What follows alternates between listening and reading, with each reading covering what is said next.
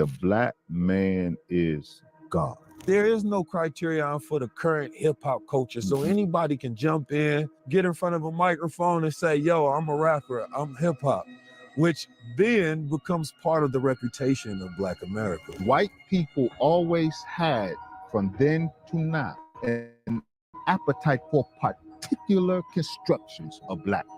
The pantsy, the bully coon, and the Jezebel. How does the Black woman see herself? Because now the correlation is that she believes she is God, a step above the black man, right? In the way that he calls himself a God. The father of the Anunnaki, that Sumerian word An is a Sumerianization of the global name Allah.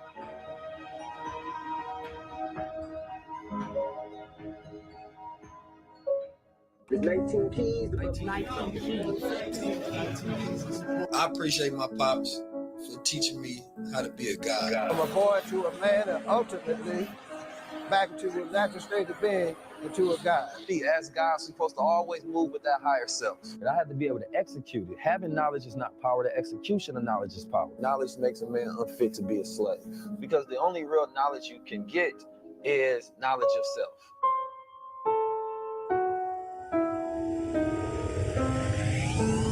This is the highest level. The highest level is ownership.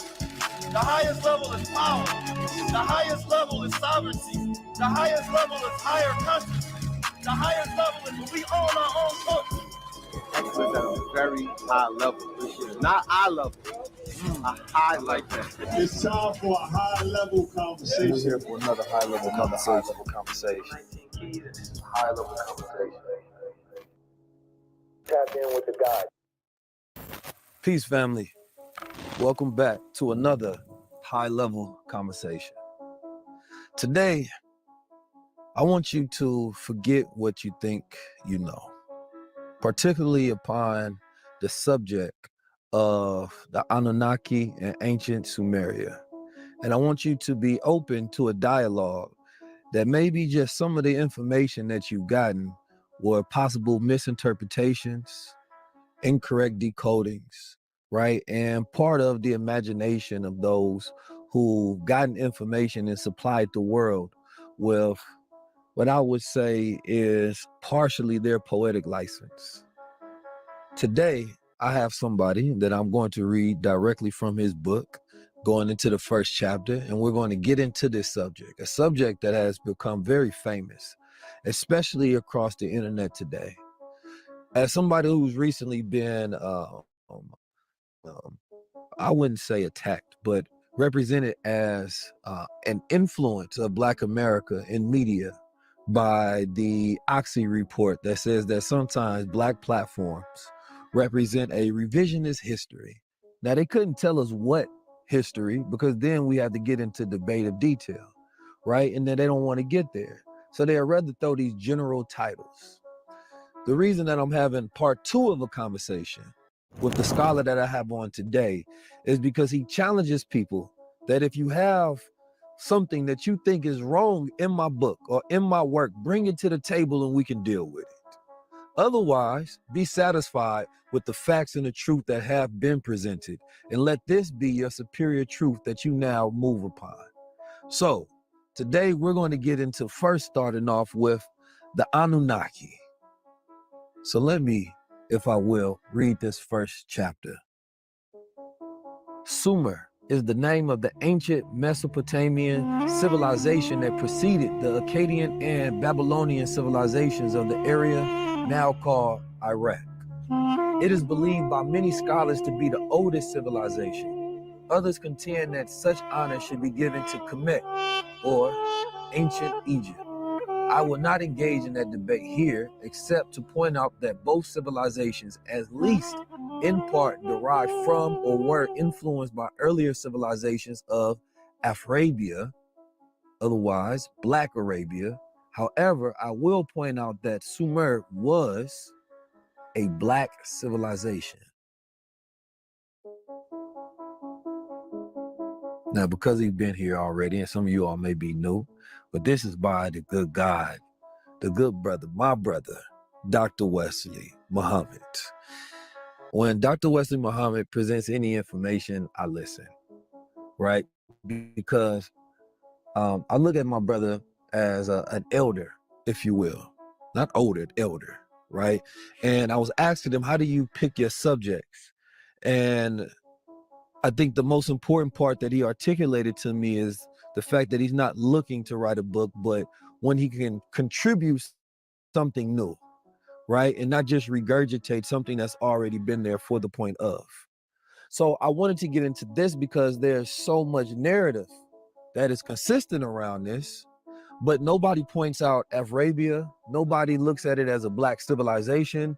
Most people look at it as a ancient alien, but in the sense that these are grays, in the sense that these are reptiles or whatever their imagination plays it as. Nobody looks at this as a black civilization. So I want to first start right there of how do you begin to make the bold assertion and claim that this is an ancient black civilization, right? Versus the narratives that are out there that this civilization doesn't have a particular color, or these are ancient aliens who were giants, right? Or who ascended from a spaceship that came to decode human beings for whatever purpose that they had intended for. Yes, sir. Thank you, Brother 19 Keys. First, of course, I'm honored to be back on your show. Yeah, thank you for being here. You have a powerful platform and you use it very responsibly. And that's good because that does not go without saying. A lot of powerful platforms that are used recklessly, irresponsibly, but I really appreciate how you use what Allah God has blessed you with. So regarding ancient Sumer,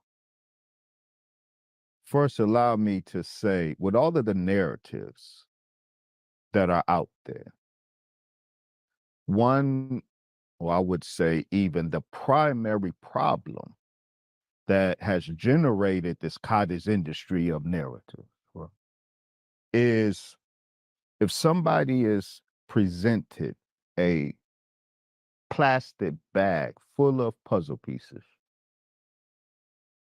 it would be difficult, not impossible, but very difficult to put that puzzle together the way it was presented. Why? Because the pieces were given to you in a plastic bag, absent the puzzle picture. Most researchers, or most subjects, and in particular this subject, since we're talking about ancient Sumer, the Anunnaki, there are so many narratives because people are trying to put pieces together without a reference to the picture box.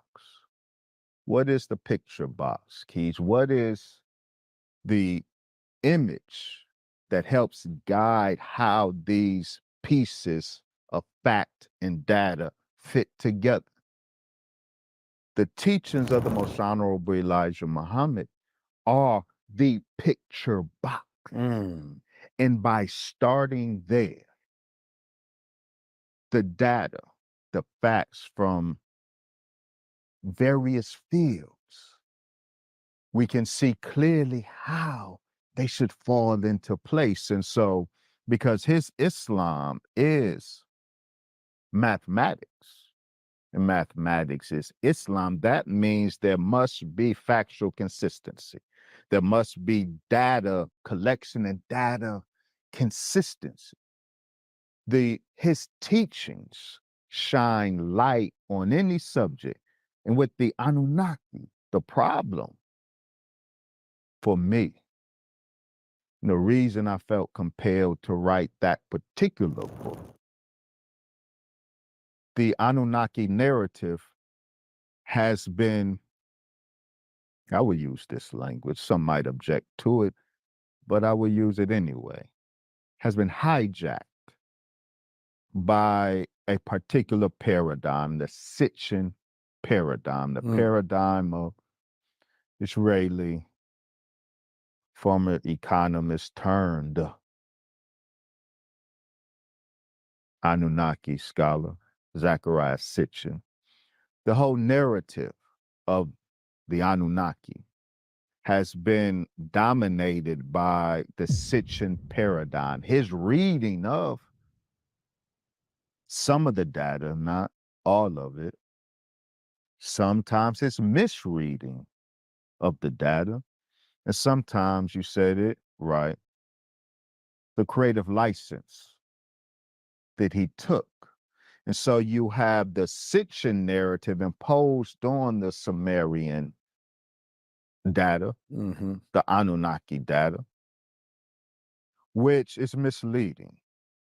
And I am showing in my book, because I believe the data compels us to acknowledge that what the Honorable Elijah Muhammad said about the original man, where he began, how he began, who he is, and how he is, that is the light that makes all of the Sumerian data fit unforced. Unforced. See, you can force puzzle pieces that look like they go together, but they don't. So you just you make them fit because you don't know what the right puzzle piece for this section is. The teachings of the Most Honorable Elijah Muhammad is that which shines light on this subject and any subject. So the ancient Sumerians are black. The Honorable Elijah Muhammad told us that that whole area, Arabia, was the black man's and woman's land. We black people founded that area of the Arabian Peninsula. Sumer, or ancient Mesopotamia, is in the northern section of that peninsula. Western politics divided that peninsula up the way it is right now. So when we say Arabia, we think of Saudi Arabia to the exclusion of the other nation states that inhabit that peninsula right now. But that whole peninsula is Black Arabia, and Sumer, or Mesopotamia, is on the northern end of ancient Black Arabia. And the population, the archaeological, the evidence of the bones, the human remains of ancient Sumer, human remains of the Sumerians, there were non-Semitic people, and the successor civilization, the Akkadians, who were a Semitic people, they were Black, and they both derived ultimately from the more southerly eastern portion of the Arabian Peninsula. So Black Arabia is at the root of ancient Sumerian or Mesopotamian civilization. Black Arabia is at the root of ancient Kemetic Egyptian civilization. So, in conclusion, when the Honorable Elijah Muhammad said that Arabia is the root of civilization, some of our nationalist family got upset with him. They think he was being anti-African because he moved the root of civilization in their mind out of Africa into the Middle East. No, he did not. Black Arabia was always nothing but the northeastern extension of what is now called Africa. So he told the truth that Black Arabia is the root of Black civilizations, and Sumer is a daughter civilization of Black Arabia. I can see that. I was looking at a report where it was last year, and they was talking about how Black Iraqis, right, darker skinned Iraqis are finally getting to be seen, right? And because of so much racism, right, and prejudices that exist out there, which happen all across the planet Earth, wherever there's only the lighter representation of people, there's hidden dark figures. That's right. Right. And those are the original people. That's right. Right. And so when you think about Iraq, you think a very light man. That's right. Right. You think about modern Arabians. You don't think about an African looking brother such as yourself. That's right. Which is why it's hard for people to puzzle it together, because the picture has never been depicted darker. That's right. So they say, oh, wait a minute, are you rewriting? Right? No, this is not me rewriting. This is the original writings. Right. So I think that darker people across the planet Earth, have all, been stuck under this erasure, right, of Black history. And now what they call, and it's unfortunate, that was this sister named Osu, which is a Nigerian sister, speak about Black platforms doing revisionist history, because we're like, whose history, right, are you speaking on? Because their history needs to be revised. Absolutely, that's what I said. Revisionist historian, from a academic standpoint, is not a slur. Yes, sir. History as written absolutely must be revised. In most fields that have had an orthodox understanding of that field that has been in place for 50 or 100 years, almost all of those fields are under attack by revisionist historians, sparked by what? An ideological dislike for the orthodox history? No, sparked by new data. New data forces revision. The fact of the matter is, almost all of the old history was blatantly ideological. That's why most old history is wrong. Right. It has to be revised. So when I read them refer to you in the language revisionist, well, wear that as a badge of honor, because in true scholarship, history writing, history revision is absolutely necessary, because data accumulates, paradigms are shifted based on the uncovering of new material, but fundamentally, almost all old history is ideological. It's racist, it's political, it has a non-academic, non-scientific agenda. So in the academy, you can't even cite old sources without qualification, because the presumption is there, and justifiably, that the old sources didn't really come close. At least those sources did well, but those sources were bogged down by ideology, by agenda. So if we are going to use old sources today, we have to do it with qualification. Now, first of all, that's a very old sources without qualifications, because I believe we have a whole culture that's based on old sources without qualification. Absolutely. Which is why there's so much in-house fighting today. Yes, sir. Because there is no scrutiny of truth. Absolutely. There's no rigorous process, right, that one can say, well, this is how we came to this conclusion. Absolutely. Everything is just an old source. Absolutely. Without qualification. Absolutely. And people who, cite those sources don't have qualifications themselves. Absolutely. To even, determine whether the process that they've gotten to, that you're reading and now sourcing from, was correct or incorrect. Absolutely. Again, and not to always give my brother praise, all praise is due to Allah, but the reason that I like sitting with you and speaking with you, because you focus on that scientific process. You focus on that process of scholarship.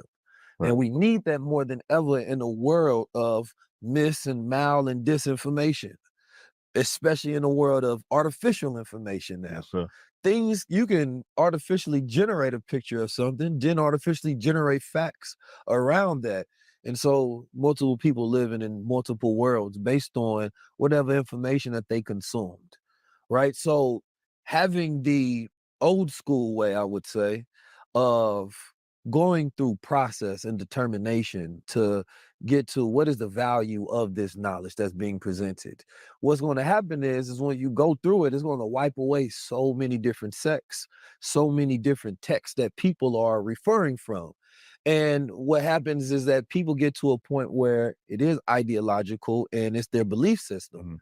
And so they don't want to get rid of their beliefs. Absolutely. So therefore, they won't consume the truth Absolutely. in a matter to where they can digest the seeds, let it take root, and be like, I bow that this is superior knowledge. Absolutely. So we're not fighting on the truths, right? It's a battle of beliefs. Absolutely. Well said. Now, I want to get to that. So now we have the current belief in most people's head of who are the Anunnakis, and then we have the Black Anunnakis. So for those who have limited knowledge on the subject and for those who have so-called superior knowledge on the subject, can we lay out a foundation of who are the Anunnakis from the Zachariah Stitch paradigm, right? And the new paradigm, right? As I'll call this the Wesley paradigm, just for the point of this conversation and maybe for the point of future conversations. So what is the Zachariah Stitch version of the Anunnakis? Okay. May I start with the true version and then get to Yes, what sir. I am suggesting is the fabricated version? And it's not the Wesley paradigm. It's the most honorable Elijah Muhammad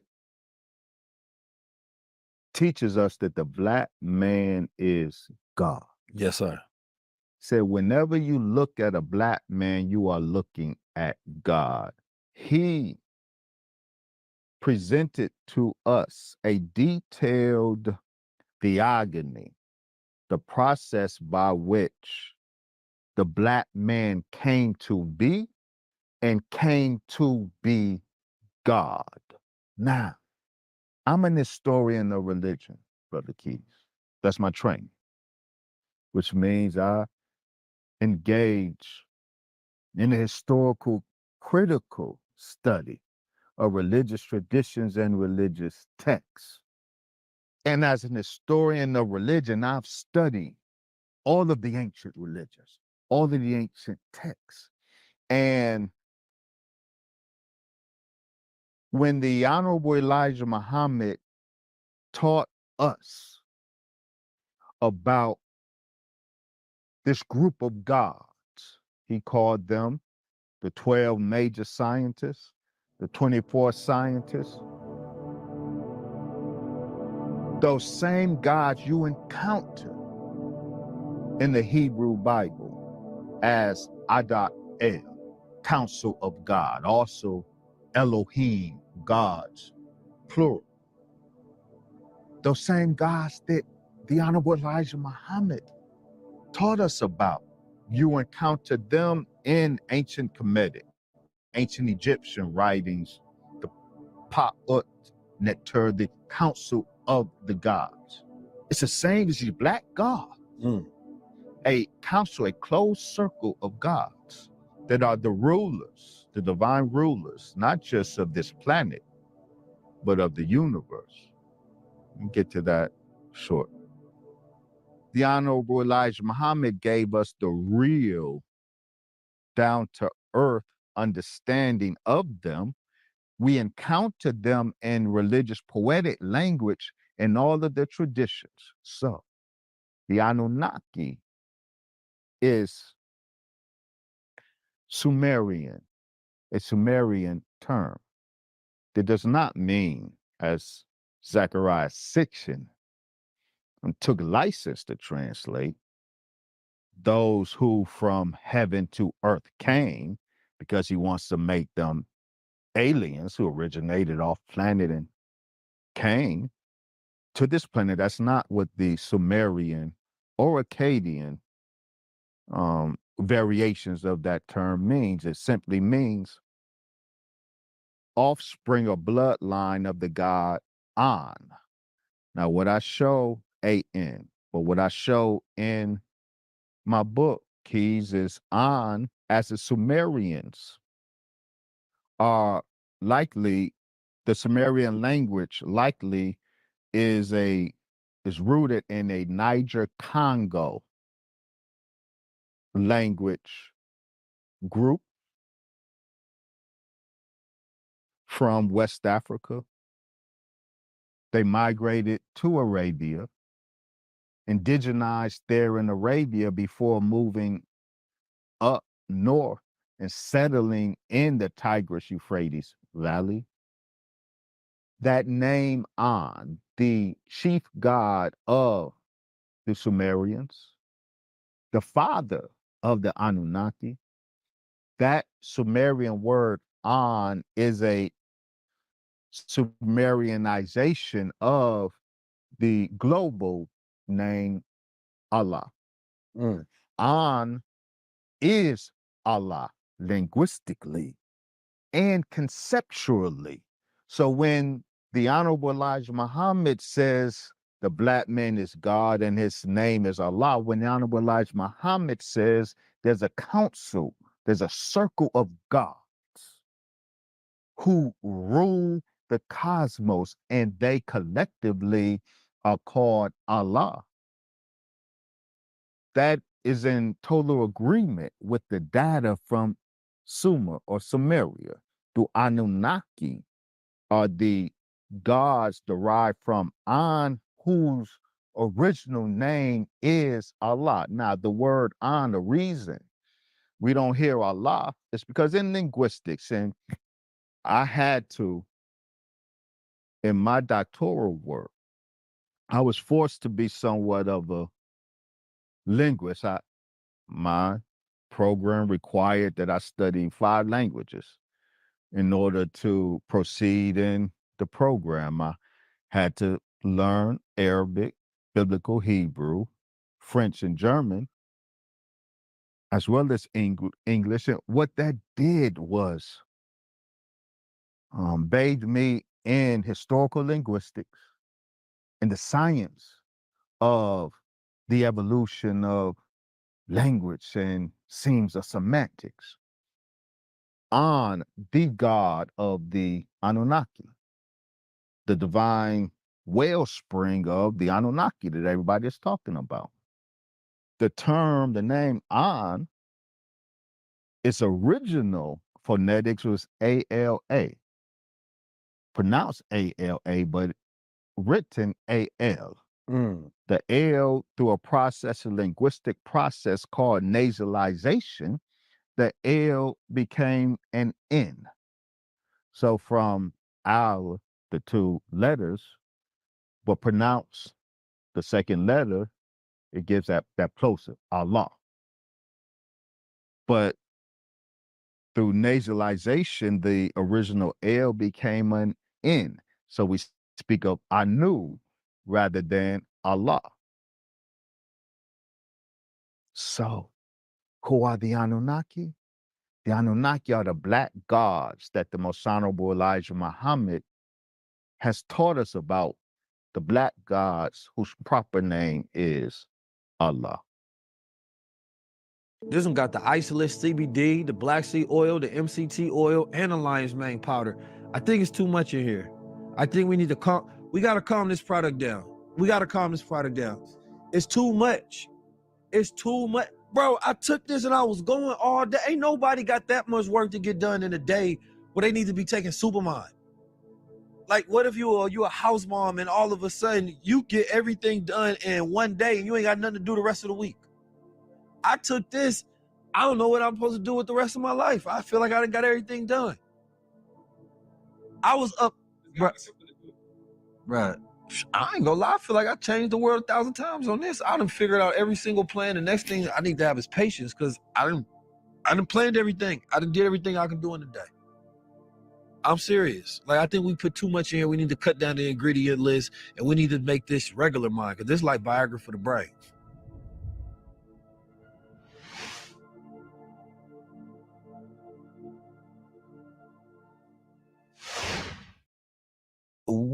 What is nasalization as far as the process of going from AL to AN? Like, what is that process? So to understand? there's certain letters that are called liquid. Mm-hmm. The liquid letters, because they're malleable, they easily change among themselves. Though the key liquid letters are L, R, and N. And I engaged in a significant and I think very productive scholarly debate with a scholar, because in my book, Black Arabia and the African Origin of Islam, I proposed that the Egyptian Ra, the Egyptian sun god Ra, is an Egyptianization of the original Arabian god Allah from the same process, because R is a liquid letter. The same process that transformed Allah into An in Sumer transformed Allah into Ra in Egypt. The L, when the L changes to a R, it's a process called rotization. When an R or an N transforms into a L, that's called lateralization. It becomes a lateral, an L. When an L or an R transforms into an N, that's called nasalization. And of course, there's certain other phonetic or linguistic circumstances that would force such a change, right? That would force an L in Arabia to become an R in ancient Egypt, or an L in Arabia to become an N in West Africa or in Sumeria. So this is the linguistic process that has hid the name Allah, which is the universal name of God across the Black world. Nkulunkulu. We speak of the Zulus. The Zulus of South Africa, a very powerful Black nation, especially the pre-colonial Zulus. Their chief god, Nkulunkulu, a Black god. At the root of that name, Nkulunkulu, is Allah. Kulu. Allah, the great, great Allah. The same nasalization process transformed Allah into Nkulunkulu in Western Africa, as it transformed Allah into An in Sumer, or Ra in Egypt. This is how liquid letters are fluid and transform in and out of each other. And so the most universal name of God, when we as Muslims, as I'm sitting here with the star and crescent, as you have the star and crescent on your hat representing Islam, we are not presenting a foreign God to Black people. When we say all praises are due to Allah, we are reminding Black people of the God that the whole Black world acknowledged before circumstance, the Tower of Babel, confused the languages. And so Allah changed into very different words. My last thought is, so I hear people claiming Anunnaki, and by claiming Anunnaki, that's supposed to represent some greater enlightenment, and then have a whole bunch of negative stuff to say about us religious people talking about Allah and Jesus. You not religious. You don't talk about Allah. You enlightened. You talk about Anunnaki. See, that person needs some revision of his or her thinking, because what you don't know by citing the Anunnaki, you are ipso facto praising Allah. So who's the real enlightened one? the one who went straight to it without the confusion.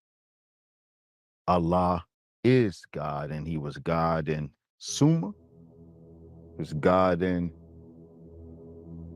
Kemet, he was God, the black God, all across the world. That's the Anunnaki.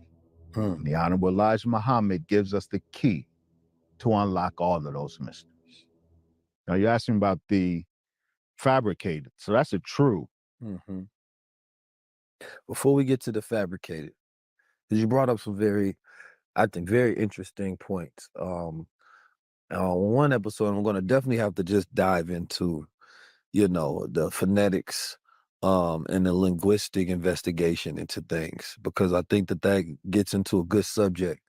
Same way we look at, Jesus and Yahweh, right? But when you look at, people mispronounce words on purpose, or a lot of times because it's more comfortable for them to do so.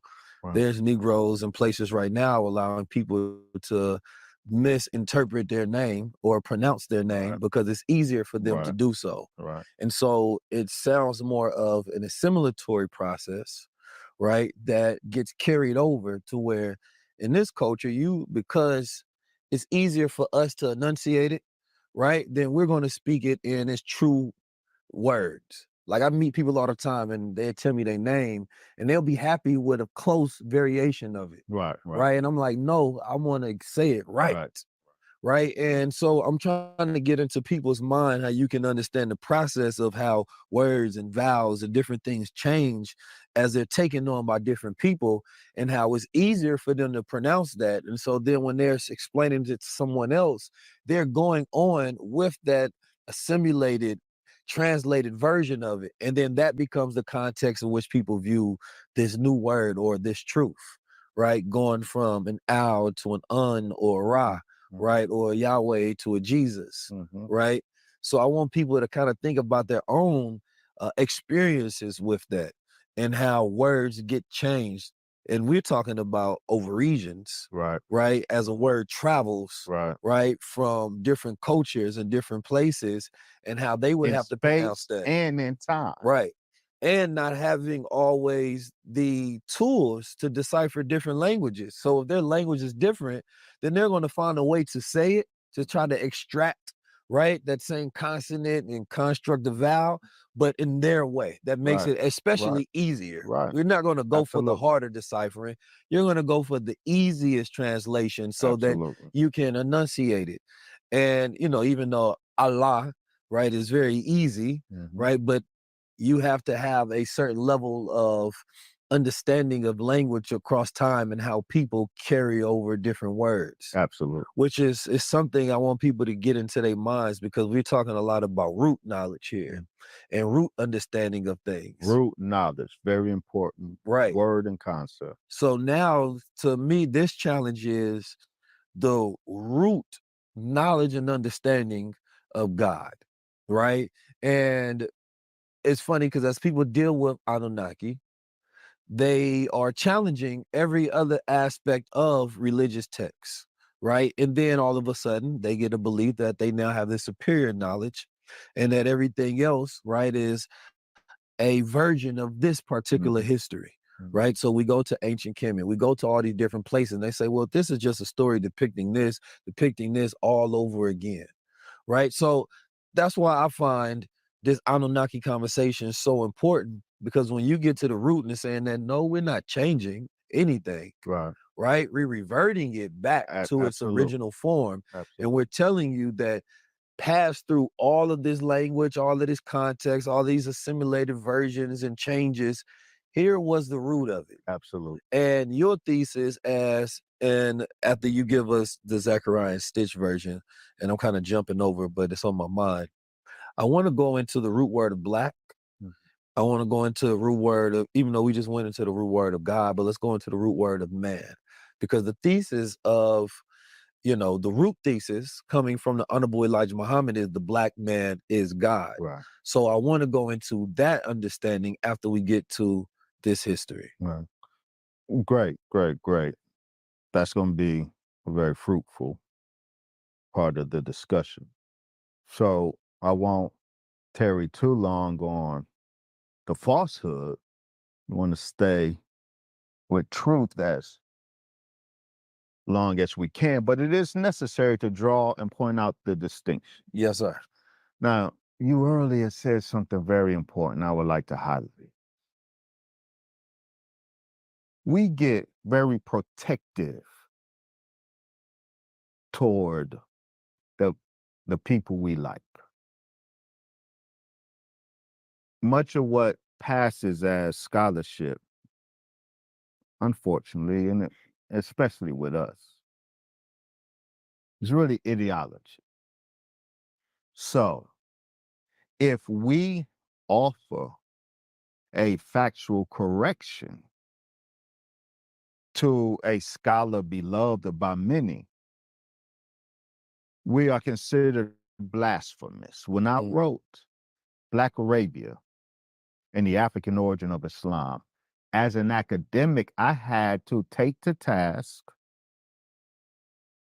Dr. Yosef Ben Yakinen, Dr. Chancellor Williams, and Dr. John Henry Clark. Of course, this is the pantheon of Black studies. And I am a student of theirs. I love them. I sucked from their output, but where they were wrong, where their material was dated in terms of Islam, the origin of Islam, I offered a respectful correction, but I was considered as an cultural apostate. I was guilty of cultural treason. Why? Because I dared to say these great scholars did a wonderful work, but here, and here, they were wrong and dated. But we did it because it has to be done. Zachariah Sitchin, because his paradigm has been made dominant in a U.S. government intelligence apparatus, helped to make the Zachariah Sitchin paradigm dominant. His narrative served the disinformation objectives of the U.S. government. So it's dominant. But a lot of people are emotionally wedded to his thesis. And this thesis, there's some good in it. There's white supremacy in it. And there's simple bad scholarship in it, and there's great scholarship in it. He, Zachariah Sitchin, wants us to believe, and those who follow him do believe and insist that the Anunnaki aren't black gods from Arabia, which they are. That they are, in fact, alien beings from an exoplanet, a planet outside of the solar system, and these beings, and you get a whole spectrum of depictions of Zachariah Sitchin's Anunnaki. You got them as blue with beaks. You got them as white. That's the most dominant depiction. The movie Prometheus solidified the image of Zachariah Sitchin's Anunnaki as white-skinned, blue-eyed extraterrestrials. That movie was based on the Sitchin paradigm of the Anunnaki. So you see the Anunnaki as white skin, you will see them as blue skin or red skin. You won't see them until just recently, since I have been beating this drum. You never saw them as black skinned gods. They're doing that now because we kicked in the door with this. But you would never see the Anunnaki in their true color as black skinned gods. And that's not me, that's not religion talking. The texts are very clear. An, the father of the Anunnaki, he was represented in a very particular way as a black bull, because the black bull symbolized the most dominant of the gods. And the reason the bull had to be black is because the hide, the black hide of the bull represented the black skin of the god An. And so it was the black Kiskano tree. The Kiskano tree, an ancient Sumerian tree, it came in many colors. Well, in particular, there's a black version, there was a gray version, there was a brown version of the tree, but the Sumerian texts are very clear. It's the black Kiskano tree, the tree with the black bark that represents the god, because the black bark of the tree, like the black hide of the bull, represents the black skin of the god. So the Honorable Elijah Muhammad said the gods were black, and that is what the Sumerian text and the Akkadian text and even the Assyrian text, a very important chapter in that the Assyrians and the Babylonians are the white heirs in Mesopotamia of the black Sumerians and black Akkadians. The white the white Assyrians and the white Babylonians, when they invaded that area, they engaged in a very important ritual, state ritual, in which the Assyrian, which was a reenactment of the white god of the Assyrians, Bel, how he killed and conquered the black god of the Sumerians and Akkadians. And in this ritual reenactment of this war of the gods, the white god Bel or Asar versus the black god An, in the ritual reenactment, they brought in a black bull, and the ritual requirements are very clear. The bull that's chosen for this reenactment had to be black as pitch. The ritual professionals had to examine the bull to make sure there is not so much as 7 white hairs on his hide. And during the ritual, the Assyrian ritual, the pitch black bull is slaughtered. His heart is torn out and thrown against the wall. He is flayed. His skin is flayed, and a drum is made from the skin, and the skin is bleached white. And the ritual texts say that the slaughtered bull, black as asphalt, black as pitch, is the god Anu, and his sons, the Annunaki, who were slaughtered by the god Assyria, the god Bel. So the blackness of the Anunnaki is critical to the civilizational development that took place there. The Assyrians and the Babylonians knew, as well as the Sumerians and the Akkadians, that these gods are black. It's just the modern students of Zechariah 6 who don't know or didn't know until we pointed it out to them. They did not come from, Sitchin says they come from heaven to earth.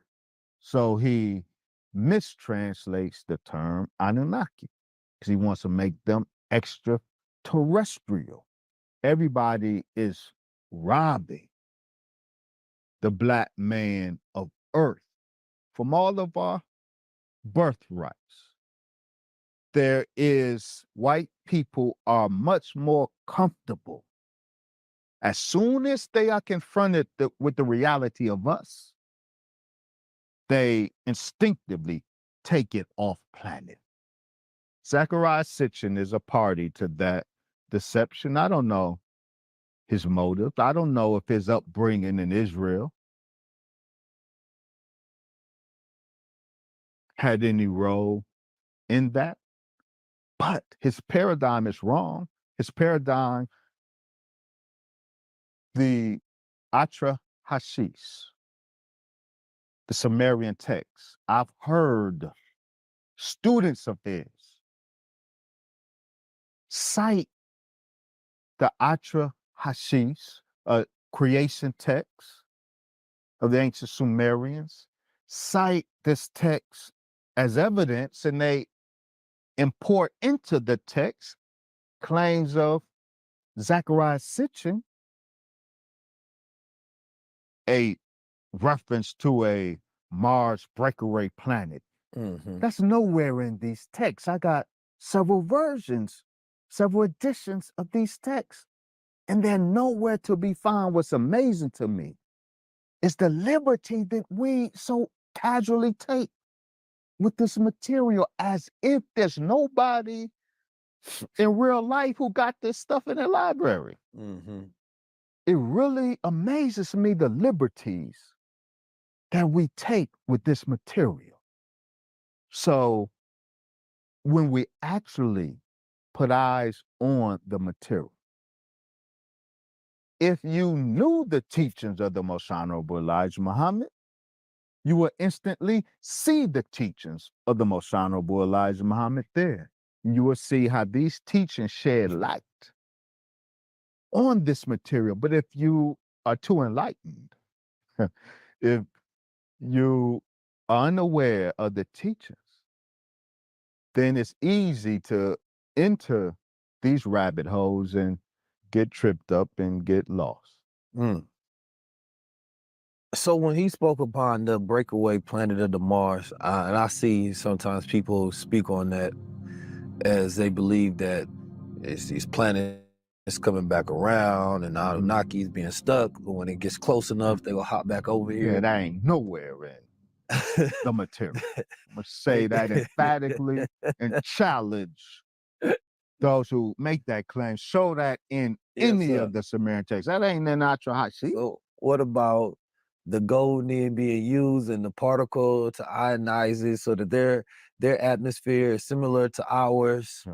right? But what you assert in your documentation is that they had the same atmosphere as us because they were human. Yes.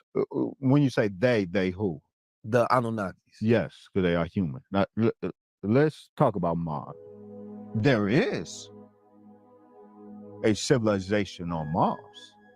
The Most Honorable Elijah Muhammad taught us of the civilization on Mars and the people, the black people of Mars. They did not originate here and go there. We, the black gods of Asia, planet Earth, we planted them there. We genetically engineered them there. We are the father of all life in the universe. But the Most Honorable Elijah Muhammad said, Brother Keys, that Allah, God, showed forth his power by creating 9 planets, each in their own sphere, and none of the 9 planets are made from the same material. Mm. When he created the second planet, he did not take material from the first planet to do it. All 9 planets, the Most Honorable Elijah Muhammad said, are made from different matter. All 9 planets have different size, different color. He said that this was how Allah showed forth his power. They could create 9 planets in their own independent spheres and not have to rely on any previous planet. He said the civilizations of these planets are independent and different now regarding Mars. He said the people on Mars are similar in some respects to us on Earth. They are black.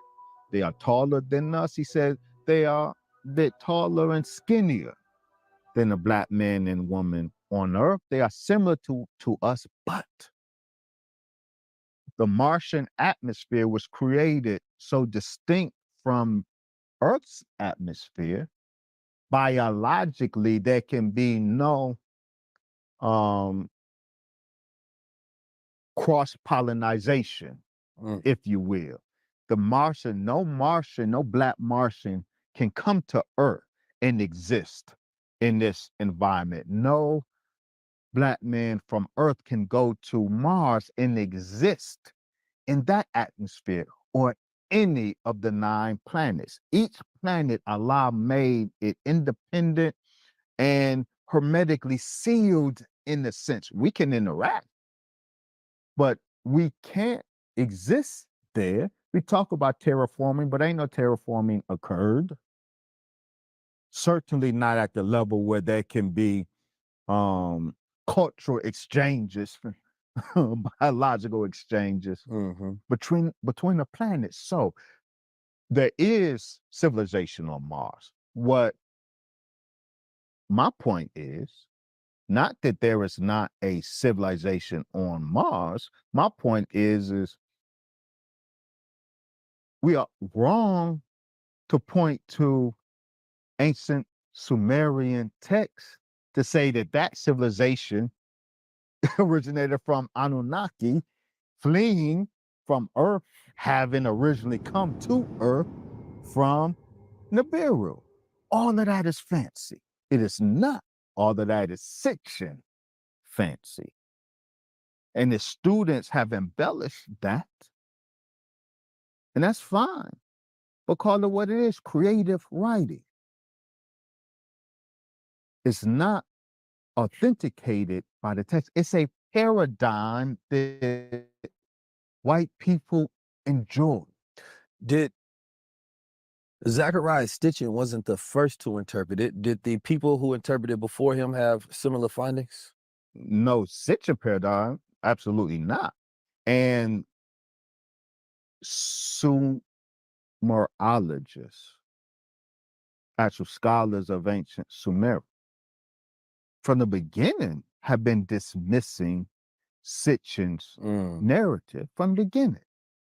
It is not, let me be real clear, it's not that everything in his overall, his body of work is foundationless. That's not the case. It's not. There are aspects of his work that's very consistent with the data, and that's fine. But the crux of the Sitchin paradigm, his presentation of the Anunnaki, is very wrong. And it is in large measure totally unsupported by the Sumerian material. License was taken. And so those who are wedded to his paradigm, while they would refer or reference the text, they can't show in those texts what they claim to be referencing. So the main claims that he have, right, is the Anunnaki origin, the genetic engineering, the gold mining, and the planet Nibiru. So, number one, he says that is the 12th planet. So that is incorrect? So I don't know if there is an exoplanet. The fact of the matter is, I would assume that there's many exoplanets. Right. There's But many he claims planets. that to be the home of the That's where, see, so that's where he is in error. Not, so you asking about the 12th planet. Yeah. Well, I can't say he's wrong that there is a 12th planet. Yes, sir. He is wrong by saying the ancient Sumerian texts posit the origin of the Anunnaki on that 12th planet. That he is wrong. And so I just want to go through these. Gold mining, according to Stitchin, is the primary reason for the Anunnaki And that's presence. nowhere in the text. There's no mention. You can do all of the Mesopotamian literature is available and accessible online, and you can search the literature for keywords, and nowhere will you find a reference in the literature of Anunnaki looking for gold.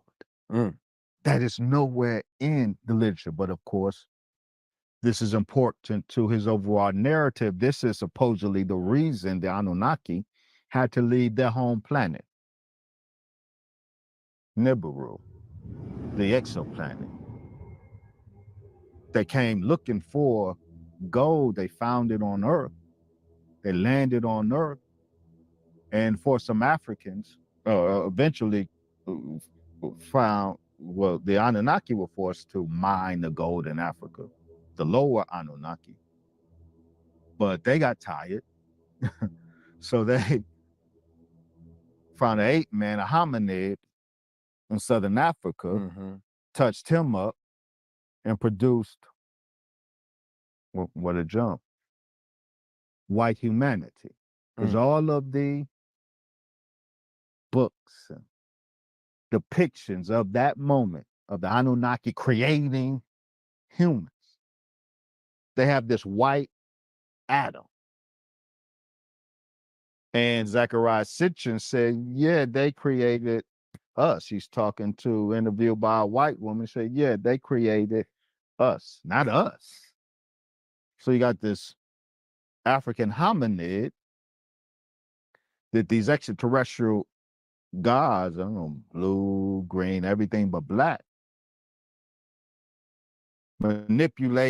genetically manipulated this African hominid, and produced this white Adam. See, now, of course, there is no reference in Atra Hashish that is at the root of this narrative. Atra Hashish, the Mesopotamian text, does depict the Anunnaki creating man but they slayed a god.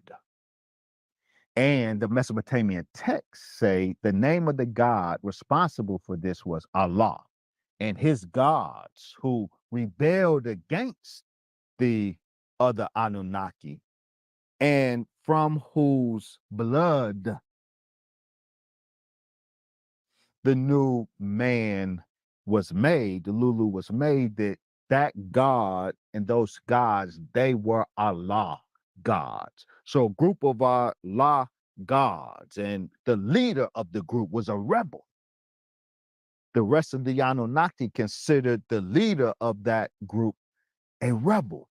They mutinied against the greater gods. The greater gods killed that Allah, the leader, and the Allah gods, and from their blood.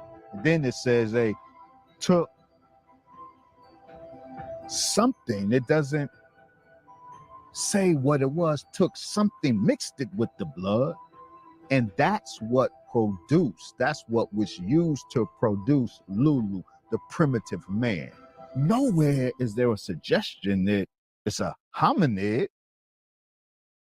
that was used. No, it was the blood of these Allah gods. It mutinied against the greater gods and was slaughtered. And from their blood, the primitive worker was made. And it is true that primitive worker, that creation, was the white man 6,000 years ago. Because the texts say that